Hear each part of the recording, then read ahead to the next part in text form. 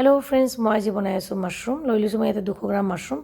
धुई किने पातला पातला काटि লৈছোঁ ইয়াতে দি দিছোঁ हाफ स्पूनतকৈ অকণমান বেছি আদা পেষ্ট हाफ स्पूनতকৈ অকণমান বেছি নহৰু পেষ্ট নিমখ দিছোঁ हाफ स्पूनতকৈ অকণমান বেছি হালধি পাউডাৰ हाफ स्पून জিৰা পাউডাৰ हाफ स्पून ধনিয়া পাউডাৰ हाफ स्पूनতকৈ অকণমান বেছি আৰু দিছোঁ red chilli powder half spoon দৈ দি দিম মই এটা হাফ কাপ আৰু ডাঙৰ সাইজৰ এটা মিডিয়াম সাইজৰ এটা পিঁয়াজ ৰঙাকৈ ভাজি কিনে হাতেৰে মোহাৰি দি দিছোঁ গোটেইখিনি ভালদৰে মিলাই কিনে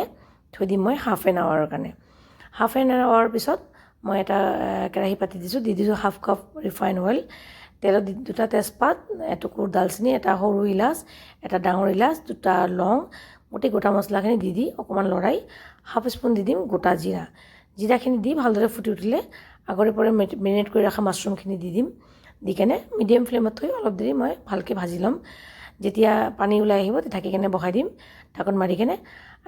মাজে মাজে ঢাকনটো খুলি কেনে মই এবাৰকৈ লৰাই দিম আৰু ঢাকনে ঢাকি কেনে মিডিয়াম ফ্লেমত বহাই দিম 2 মিনিটমান পিছত যেতিয়া এনেকৈ মছলাটো ভালকৈ শুকাই যাব আৰু তেতিয়া মই চেক কৰি ল'ম মাছৰুমখিনি সিজিছে নাই মাছৰুমখিনি সিজি গ'লে এনেকৈ যেতিয়া তেল ওলাই আহিব আৰু মছলাখিনি বেলেগ হৈ যাব তেতিয়া মই গেছটো অফ কৰি দিম এয়া মোৰ মাছৰুম কাৰী ৰেডি